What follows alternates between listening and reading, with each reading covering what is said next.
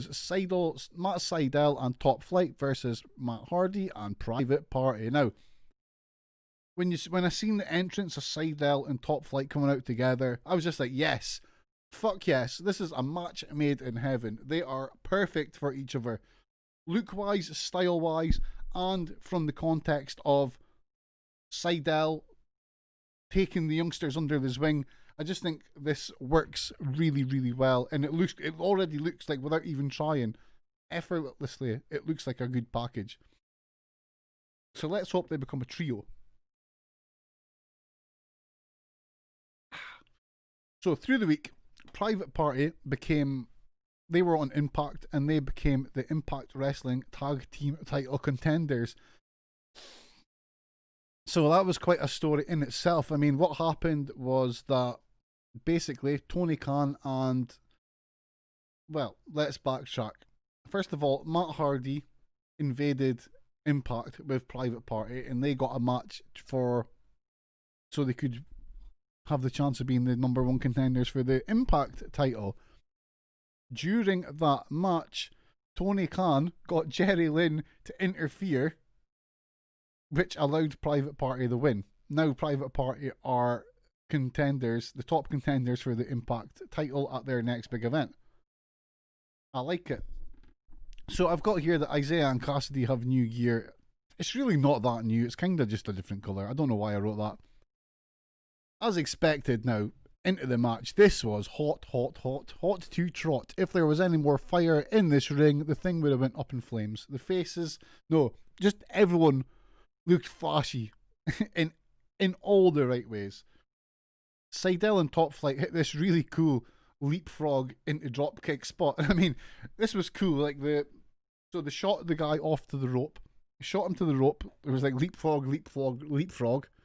Then the guy bounced off the rope, and he was like leapfrog, and then he got a big drop kick. Now, the leapfrogs will do nothing. The leapfrogs do nothing physically. It just looks cool. They could have just did the big shoot off into the ropes and the drop kick. It would have been exactly the same. But man, it looked just cool. It looked cool as hell. Top Flight tried a few other flashy combos that all looked good. But I mean, their youth were showing a bit.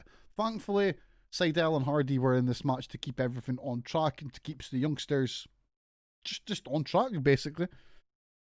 That said, there was just so much flash. It was really good. About midway into the match, Hardy reminded the Private Party of his new orders to be more badass. This comes to pass at the end of the match. There was a little bit of what looked to be light confusion round about the middle of the match. It was nothing too obvious, but it did lead to Sydel taking a phantom bump, which I thought was quite funny.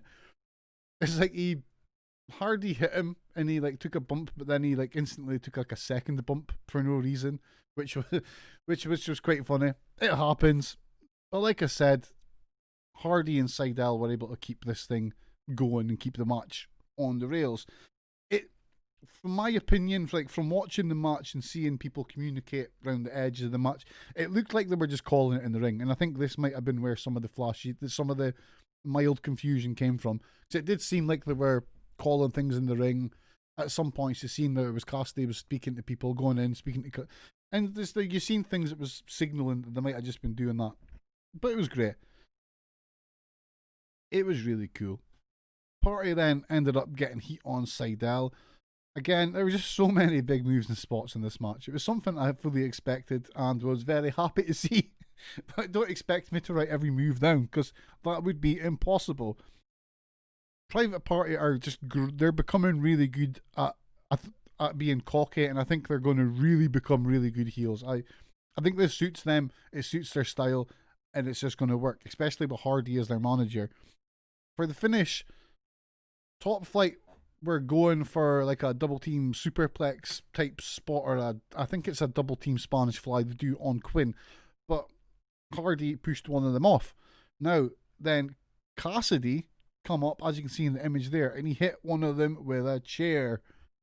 They're dirty and they know it. Now, first of all, Quinn was up on top. He looked down. He's like, "What the hell are you doing, man?" And he like before giving it a as you can see there, he gave it a big smile Obviously, unlike him, he hasn't been drinking coffee all morning. He gives a big wry smile and then he just turns around and he hits the shooting star press for the win. It was a really good shooting star press, but now, on the shooting star press, Quinn needs to watch out because he went so high, it looked so good, but just before he landed, he caught his feet on the top turnbuckle. He gets away with it. He got away with it here, but there might be a situation where he doesn't get away with it. So I would imagine that since he's the person that did it and he's the person that did that, he will know what he done wrong and he'll know that he did that. That said, it was an awesome way to finish the match. Shooting star press, brilliant shooting star press. He gets so much height on it. I think the only high flying move in today's episode that was better than that was Same's senton, which is just fucking nuts. Post match, the heels all celebrate, but Sydel and Top Flight come in, and they are pissed at Private Party for screwing them over. And this is when we get, I think, the full turn where, like, yeah, Private Party are heels now. They start beating up the good guys. Everyone gets twist of fate's hit on them. Heels look strong. It is great. There's so much good to come from this. They all stand tall over the wimpy good guys. Private Party seems to have bought in to the new attitude, and it's paying off. And, you know, we talked about this last year in the story. Maybe Hardy actually knows what he's doing here, you know? Hardy may have turned heel, and he's maybe acting like a bit of a carny and trying to get as much money as he can from those that are working with him. But at the same time, he's got a lot of experience, and Hardy maybe knows what he's doing here. I think it's all building good. The story's building well. The matches are good. There's nothing to talk about. It's great stuff. Quality match. I love where things are going with Private Party. And yeah, it's going to be interesting to see where they go with Impact, because if they became the Impact Tag Champions, I think that would be just as cool. That would be great, actually.